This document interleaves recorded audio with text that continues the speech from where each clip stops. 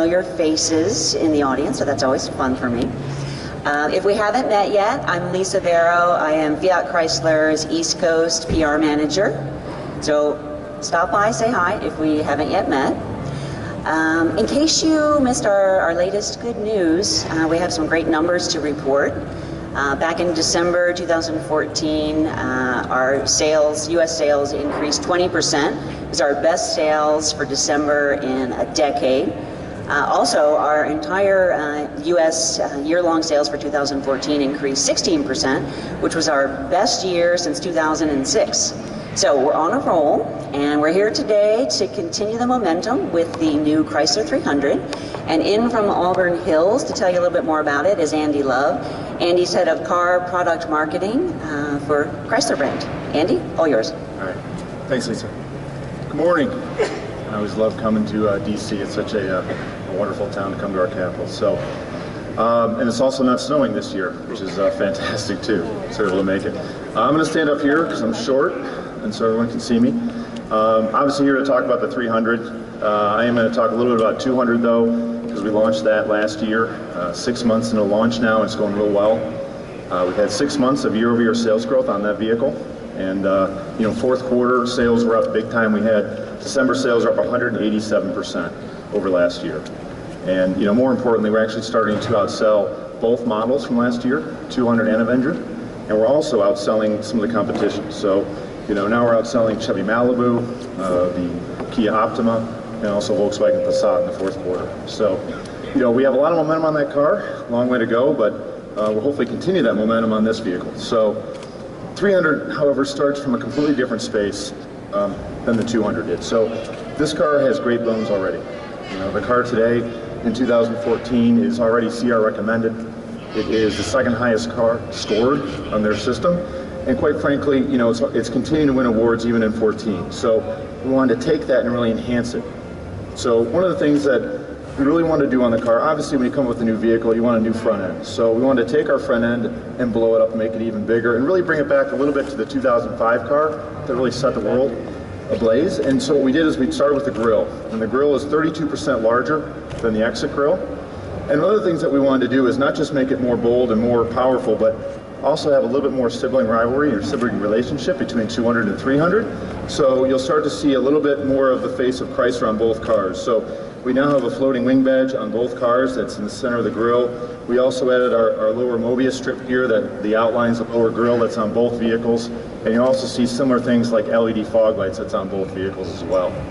Some of the other things that we did that are subtle but make nice changes on the headlights on this car. We have new headlights that we took out the reflector, the amber and yellow park light. We took that out of the headlight and put it in the wheel well. So now you have a completely monochromatic front end of the vehicle.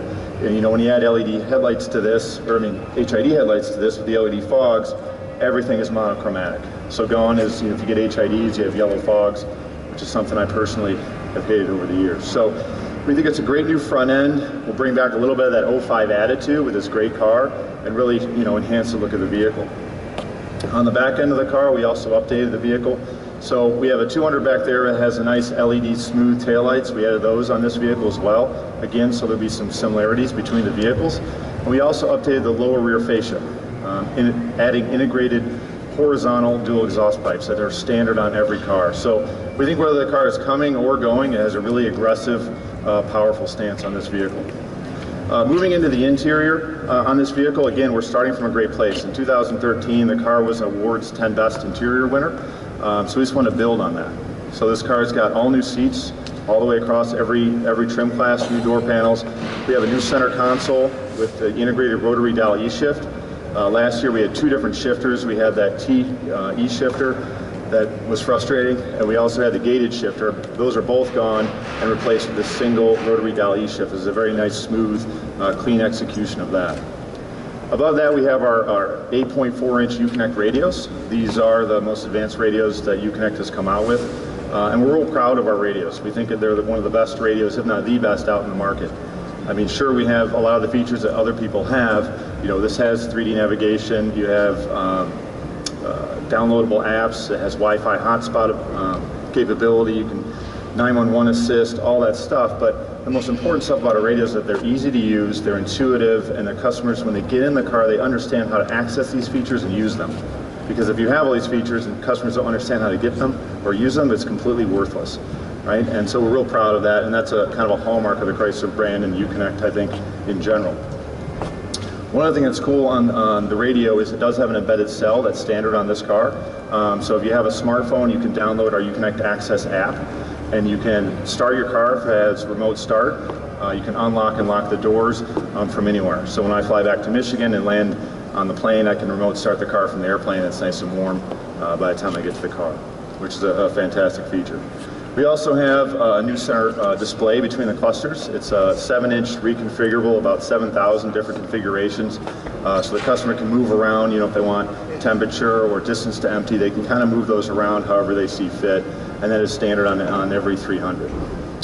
From a safety standpoint, this car has over 80 available safety and security features, so I'm not going to go over all of those, but there's 3 new ones on this car that I will touch on. We have adaptive cruise with full stop.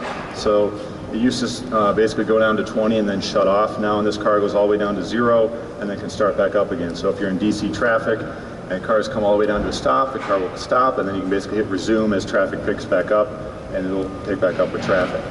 It also has 4 collision warning plus with brake assist.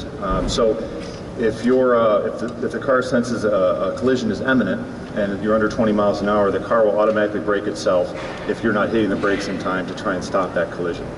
Above 20 miles an hour, it will ask you to hit the brakes, and if at any point you actually do touch the brakes, it'll apply maximum braking pressure also to assist you to hopefully avoid that collision. And then last but not least, we have lane departure with keep assist. And so what this does is not only will it tell you when you're getting to the edge of the lane with a subtle vibration of the steering wheel, it'll also actually turn your car back into the lane and try and keep you centered in the lane. And that, all 3 of those features are available in our Safety Tech 2 package, which is available in most of our trims on this vehicle. From a powertrain standpoint, this car's got a fantastic powertrain. It starts with our 3.6-liter Pentastar V6, a very awarded engine. It's 292 horsepower on this vehicle, standard. If you opt up to our S model, it gets 300 horse through some more air induction. And that's both mated to the 8-speed automatic, which is a great combination. Allows for 31 miles per gallon, which is tops in our class, and just a wonderful combination of power and efficiency on this vehicle. And then you can opt up to our fantastic Hemi. Our 5.7-liter Hemi is still available on this vehicle, 363 horsepower, and now that is mated for the first time to our 8-speed. What that does is it gives you a little bit better fuel economy, 1 mile per gallon city, 1 combined, but it also makes the car a little bit faster. It's about 0.2 of a second quicker, 0 to 60 under 6 seconds. So again, a great combination of fuel efficiency and performance. And then also on this car, we do have our wonderful all-wheel drive system available. It's fully disconnecting. We're the only ones in the class with a fully disconnecting all-wheel drive system. So if you opt up for that, which is available on all of our trims, it only turns on when the customer needs it. So if it's not below 40 degrees, if it's not raining, if it's not snowing, the car basically won't turn on and won't rotate the front axle at all. So it eliminates all that parasitic loss you would normally get from doing that. So that's basically an overview of the car. We'll touch on all of our trim models for this car. I think it's one thing it's been tougher and tougher as as Lisa hit on, as we continue to build success with all of our brands, is our dealer showrooms haven't gotten tremendously bigger. So they have all these more successful models that they have to stock in volume. So one of the key things on Chrysler we looked at is making sure that every one of our models is very easy to understand, easy to stock, simple to order, and this car is no exception. There's 4 trim models on this. This is the actual 200 or 300 limited here. This is our entry-level trim. However, it's far from entry-level. We expect it to be our volume trim at about 45% of our mix. It's priced at $31,395, and this comes packed with a lot of great content. For instance, you get the standard keyless entry, push-button start standard on this. You get our heated leather seats standard. You get the award-winning 8.4 radio with the Uconnect Access, Cirrus, and Bluetooth, all standard on this vehicle for $31,395, which is carryover pricing from last year too with all these looks. We did not take any pricing on our base car with that. Moving up from there, we kind of go to our Y strategy that we really launched on 300 back in 2009, 2010. We really wanted to grow the 300 owner base back then, and we found that you really couldn't do it with just a good, better, best trim walk. So what we did is we added in our S model to really, evolve the customer without changing too much. And the S is basically on one side of the Y. So the S is the next one up from a pricing standpoint. It's priced at $34,895. We do expect it to be around 35% of our mix. It's doing really well for us. And on that car, when you opt up to that, you get a more aggressive exterior, so everything basically goes gloss black. You lose all the chrome on the exterior. You get LED fog lights standard. You get 20-inch hyper black aluminum wheels, a sports suspension. Moving into the interior, you get a little bit more aggressive S leather seats, paddle shifters that can now shift at as fast as 250 milliseconds, and you also have a new dual sport mode on this car. So we have two different ways for the customers to engage sport mode. Now we have an S on the rotary dial. So when you engage that, you get trans calibration, engine calibration, and also permanent paddles. And then we also have a button on the dash for sport that will also make the steering a little more sporty and also turn on all-wheel drive all the time in addition to all those other features. So if you have all-wheel drive, it just turns on 100% of the time. S also comes standard with Beats audio. It's a 10-speaker, 552-watt system that again really caters to that customer. This customer is about 15 years younger than the average 300 buyer, and they love that system. And on S, you can opt up to our V8. When you do that on S, you do get unique side sills and a lip spoiler on S. That's new this year. On the other side of the Y is our C. It's the more premium of the two, and it basically drops a little bit of that sport for a lot more creature comforts.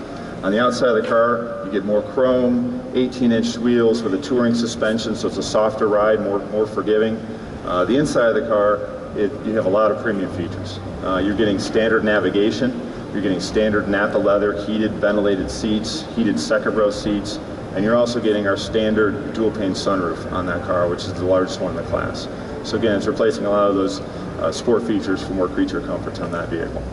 That one's priced at $37,895, and we expect it to be around 15% of our mix. And then last but not least, we have our flagship of the flagship, which is our top-end new trim for this year, and it's the 300C Platinum. And it really builds on the 300C and brings the, an interior that you normally wouldn't see on this, in this segment. On the outside, first off, though, you do get some unique things. You get a platinum chrome grille surround. You also get platinum accents on the door handles and the mirrors, standard 20-inch wheels. But in the interior, you're getting a full leather stitch Paterno Frau IP doors, console lid. You're also getting heated, vented Napa waffled leather seats, Berber floor mats, real open pore wood throughout. It's absolutely a fantastic interior that you typically don't see in a car that's priced at $42,395 in this segment. And that car should represent around 5% of our mix. So, and it will pick up some of the other features too. From S, you do pick up paddle shifters in sport mode when you go all the way up there. And on both C and C Platinum, you can opt up to our Harman Kardon 900-watt sound system if you really want to for your eardrums. So that's basically the overview of the car. We think we have all the trim models to really attract new customers and keep the ones that have been so loyal to us over the years. With that, I don't know if you want to open up to questions. Yes, absolutely. Anybody have any questions? The Platinum line, what conquest customers are you aiming for? We always go up and look above our segment. 300, I think, has been the toughest car we've had in almost all of our showrooms to bucket from a customer standpoint. We've attracted a lot of CTS customers over the year from Cadillac. The Hyundai Genesis, though, is a car absolutely that I think that will go head-to-head with, especially from a pricing standpoint because it starts up there. So I think, those two are our prime targets.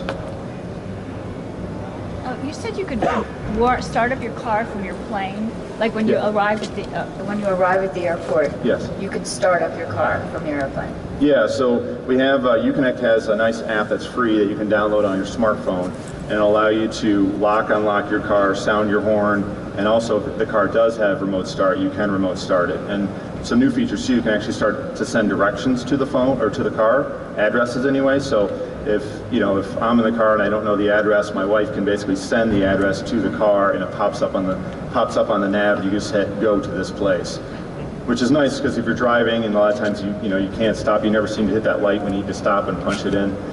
So a lot of great features that are all basically standard on this car. Is that feature range limited? What's that? Is that feature range limited? No, it's an embedded cell in the car, so I could start my car right now in Detroit if I wanted to. Wow. Yeah, you gave the breakdown percentages on the trim levels, but not the powertrain. So is it mix and match? Can I get a 300C Platinum with a Hemi? Yes, yeah, so Hemi is available on S, C, and C Platinum. We do expect the V6 to be about 85% of our mix. Frankly, customers have found with 300 horse and 8-speed, it basically meets all their basic needs. Unless you really want the Hemi and really want the performance, that customer is really going for the V6. All-wheel drive is around 25 to 30% of our mix nationally. And you can only get all-wheel drive with the V6 this year. It was like 80% of our sales last year of all-wheel drive was V6. And it was such a small percent was V8 that we basically said we're just going to make it with the V6. Does that answer the question? Yes. Okay. So the car looks good. The question is, more of the world is now going to vans, minivans, and crossovers. So if a person shops at 300 and says, I want some more room in a crossover type car, what do you have and how much parity do you have with the current 300 then? What do we have with the current 300? So, like I said, this car has really been tough to bucket. Over the years we've attracted people from all segments and all walks of life. I think our showroom now is set up pretty well, though, that if they come in and they want an SUV or they want a CUV, obviously we're in the same showroom as Jeep and Dodge, and we have obviously models that they can go for there, whether it's a Jeep Grand Cherokee, which I think is a nice comparison from a customer standpoint, or even a Durango if they want a three-row vehicle. So that's the nice part about having all these brands under one roof, is that we can kind of walk them around if they want something a little bit bigger, at least from one of the other brands in our showroom. Thank you. You mentioned earlier that there were so many different models and the dealership locations weren't any larger than they were before. What is the breakdown of customers that are building the cars online and actually buying them online, or are your customers still coming into the showrooms and ordering them, or are they buying cars that have already been pre-designed by the dealership that's online? What could you kind of give us from the dealership side what's going on? Absolutely. I mean, it's still, sorry, let's get away from them. It's still largely the cars on the lot. We find that our dealers are really good at, obviously, if you come into the dealer, they want to sell you that day, right? That's the dealer's motto. So they'll try and find a car best possible. They'll trade with other dealers. They have dealer locates where they can find, if you have a specific trim, specific package that they don't have, they have usually numerous dealers that they trade with and can instantly get that car the next day or 2 days later. So I think it's 90-10. 90% is probably bought online, only 10% or less is actually ordered, because we can almost meet your exact needs on something like this especially, or 200 that's a pretty volume car, between that dealer or a neighboring dealer. I mean, obviously as you go higher up in cars, if it's a Challenger or a Viper, those kind of cars, you'll probably see a higher take rate in orders, right? Because people want a specific vehicle, but on the more mainstream vehicles, we can pretty much satisfy most of their needs. Thanks, Andy. I think we need to wrap it up because the next press conference is about to start. Just want to let you know that there are press kits for the car in the media room. Also, we have some of my colleagues here to talk about Fiat 500X and also our Uconnect system. So if you're interested in that, come back a little bit later. But the next press conference is Green Car Journal Awards, and that is downstairs, kind of in the middle. So, great to see everybody. Thanks for coming out. See you later on. Thank you. Andy, can I ask you just a quick question? Lisa. Not interesting, not Green Award thing.